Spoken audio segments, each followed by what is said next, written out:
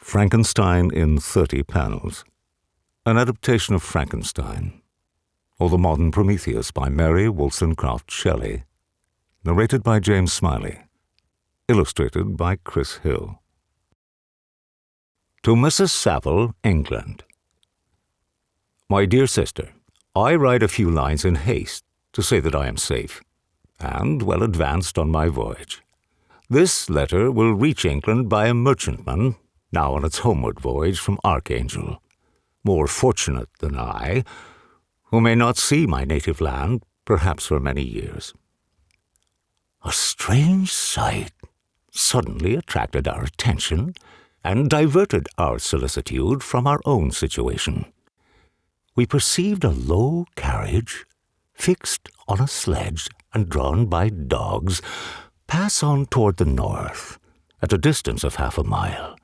A being, which had the shape of a man, but apparently of gigantic stature, sat in the sledge and guided the dogs. We watched the rapid progress of the traveller with our telescopes until he was lost among the distant inequalities of the ice. In the morning, however, as soon as it was light, I went up on deck and found all the sailors busy on one side of the vessel, apparently talking to someone in the sea.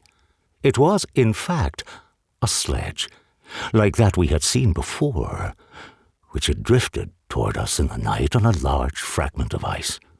Only one dog remained alive, but there was a human being within it, whom the sailors were persuading to enter the vessel. Unhappy man, do you share my madness?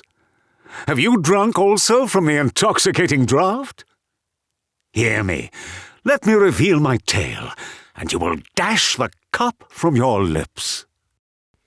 Will you smile at the enthusiasm I express concerning this divine wanderer? You would not if you saw him. You've been tutored and refined by books and retirement from the world, and you are therefore somewhat fastidious.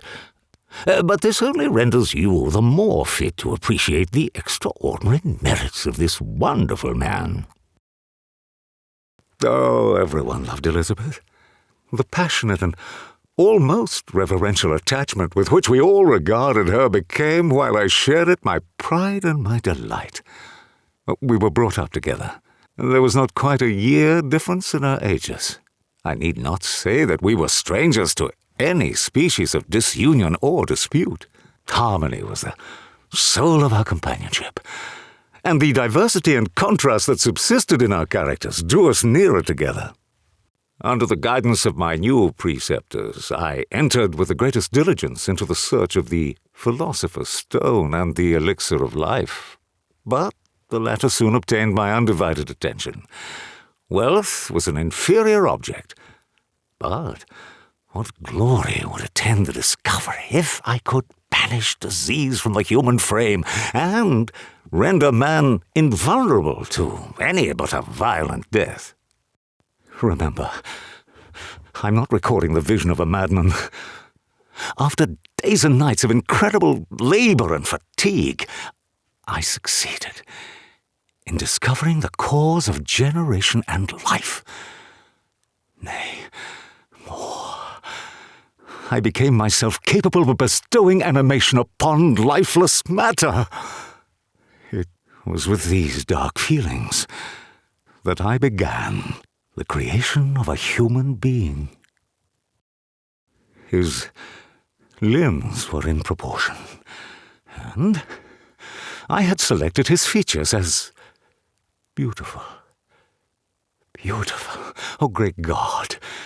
His yellow skin scarcely covered the work of muscles and arteries beneath. His hair was of a lustrous black and flowing. His teeth of a pearly whiteness. But these luxuriances only formed a more horrid contrast with his watery eyes, that seemed almost of the same colour as the dun white sockets in which they were set. His shriveled complexion and straight black lips. Oh, no mortal could support the horror of that countenance. A mummy again endued with animation could not be so hideous as that wretch. I had gazed on him while unfinished. He was ugly then, but when those muscles and joints were rendered capable of motion, it became a thing such as even Dante could not have conceived. I passed the night wretchedly. My hand was already on the lock of the door before I recollected myself. I then paused, and a cold shivering came over me. I threw the door forcibly open, as children are accustomed to do when they expect a spectre to stand in waiting for them on the other side. But nothing appeared. I stepped fearfully in. The apartment was empty, and my bedroom was also freed from its hideous guest. I could hardly believe that so great a good fortune could have befallen me. But when I became assured that my enemy had indeed fled, I clapped my hands for joy. William is dead.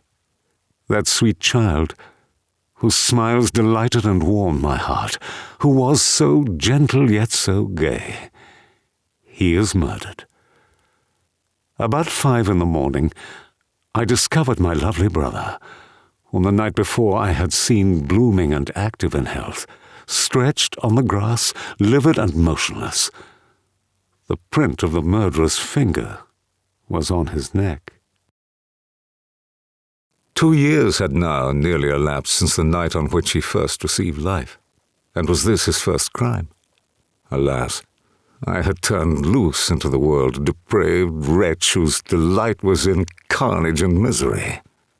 Had he not murdered my brother? Thus spoke my prophetic soul, as, torn by remorse, horror, and despair, I beheld those I loved spend vain sorrow upon the graves of William and Justine, the first hapless victims to my unhallowed arts. I suddenly beheld the figure of a man at some distance advancing toward me with superhuman speed. I perceived, as the shape came nearer, that it was the wretch whom I had created. I trembled with rage and horror, resolving to wait his approach, and then close with him in mortal combat. He approached. "I expected this reception," said the demon. "All men hate the wretched. How then must I be hated, who am miserable beyond all living things? Yet you, my Creator, detest and spurn me, thy creature, to whom thou art bound by ties only discernible by the annihilation of one of us. You propose to kill me. How dare you sport thus with life? Remember that I am thy creature. I ought to be thy Adam, but I am rather the fallen angel, whom thou drivest from joy for no misdeed. Everywhere I see bliss, from which I alone am irrevocably excluded. I was benevolent and good. Misery made me a fiend. Make me happy, and I shall again be virtuous. I am alone and miserable. Man will not associate with me, but one as deformed and horrible as myself would not deny herself to me.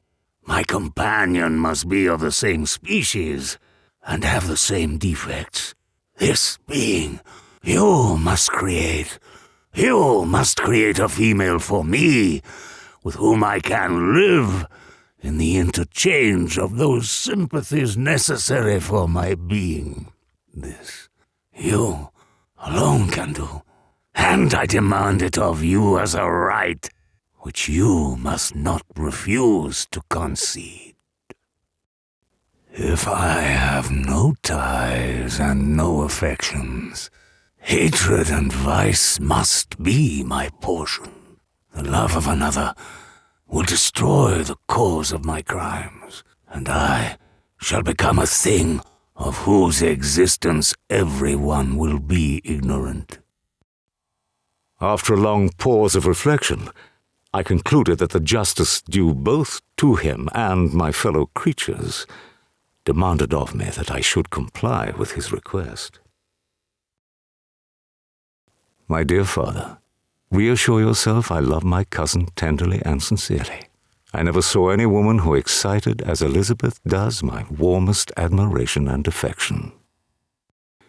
Even if they were to leave Europe and inhabit the deserts of the New World, yet one of the first results of those sympathies for which the daemon thirsted would be children, and a race of devils would be propagated upon the earth, who might make the very existence of the species of man a condition precarious and full of terror. Had I right, for my own benefit, to inflict this curse upon everlasting generations?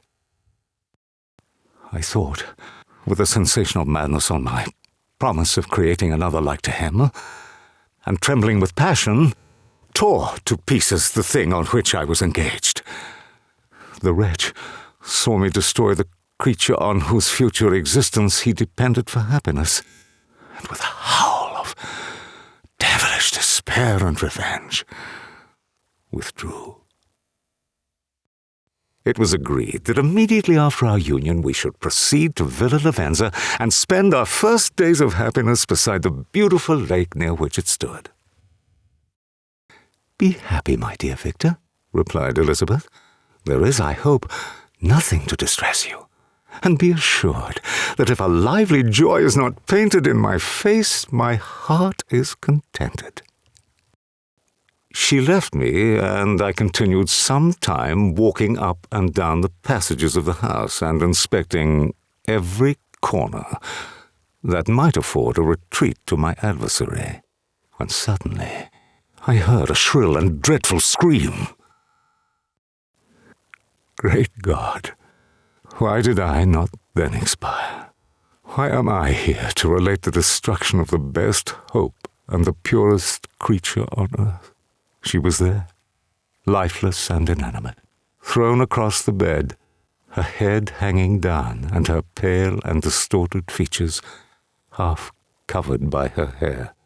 The murderous mark of the fiend's grasp was on her neck, and the breath had ceased to issue from her lips. The shutters had been thrown back, and with a sensation of horror not to be described, I saw at the open window a figure, the most hideous and abhorred. But why should I dwell upon the incidents that followed this last overwhelming event? Mine has been a tale of horrors. I have reached their acme, and what I must now relate can be tedious to you.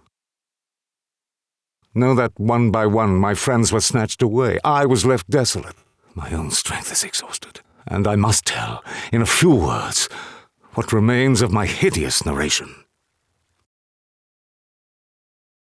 The deep grief which this scene had at first excited quickly gave way to rage and despair.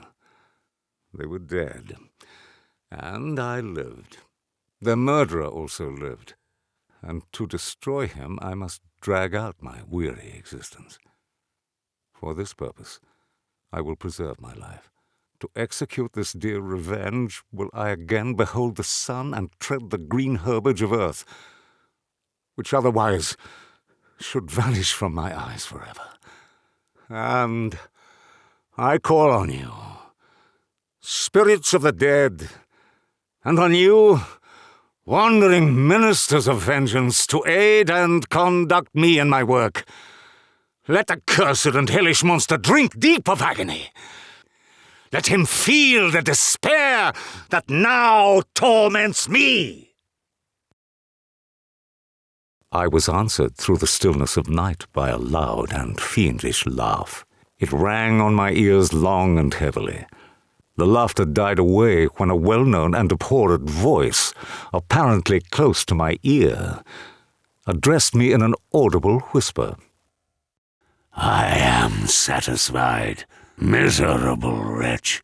You have determined to live, and I am satisfied. The triumph of my enemy increased with the difficulty of my labors. One inscription that he left was in these words: "Prepare, your toils only begin. Wrap yourself in furs and provide food. For we shall soon enter upon a journey where your sufferings will satisfy my everlasting hatred. And now my wanderings began, which are to cease but with life. I have traversed a vast portion of the earth and have endured all the hardships which travelers in deserts and barbarous countries are wont to meet. How I have lived I hardly know. Many times have I stretched my failing limbs upon the sandy plain and prayed for death. But revenge kept me alive. I dared not die and leave my adversary in being. As I still pursued my journey to the northward, the snows thickened and the cold increased in a degree almost too severe to support. The peasants were shut up in their hovels, and only a few of the most hardy ventured forth to seize the animals whom starvation had forced from their hiding places to seek for prey. The rivers were covered with ice, and no fish could be procured, and thus I was cut off from my chief article of maintenance. In a few minutes a tumultuous sea rolled between me and my enemy, and I was left drifting on a scattered piece of ice that was continually lessening and thus preparing me for a hideous death. I quickly destroyed part of my sledge to construct oars, and by these means was enabled, with infinite fatigue, to move my ice raft in the direction of your ship. All my speculations and hopes are as nothing, and like the archangel who aspired to omnipotence, I am chained in eternal hell. Margaret, what comment can I make on the untimely extinction of this glorious spirit? What can I say that will enable you to understand the depth of my sorrow? All that I should express would be inadequate and feeble. My tears flow. My mind is overshadowed by a cloud of disappointment. But I journey toward England, and I may there find consolation. I am interrupted. What do these sounds portend? Great God! What a scene has just taken place! That is also my victim, he exclaimed. In his murder, my crimes are consummated. The miserable series of my being is wound to its close. Oh, Frankenstein, generous and self-devoted being, what does it avail that I now ask thee to pardon me? I, who irretrievably destroyed thee by destroying all thou lovedst. Alas, he is cold. He cannot answer me. I, the miserable and the abandoned, am an abortion to be spurned at and kicked and trampled on. Even now my blood boils at the recollection of this injustice. I shall quit your vessel on the ice raft, which brought me thither, and shall seek the most northern extremity of the globe. I shall collect my funeral pile, and consume to ashes this miserable frame, that its remains may afford no light to any curious and unhallowed wretch who would create such another as I have been. But soon, he cried with sad and solemn enthusiasm, I shall die, and what I now feel be no longer felt. Soon these burning miseries will be extinct. I shall ascend my funeral pile triumphantly, and exult in the agony of the torturing flames. The light of that conflagration will fade away. My ashes will be swept into the sea by the winds. My spirit will sleep in peace, or if it thinks, it will not surely think thus.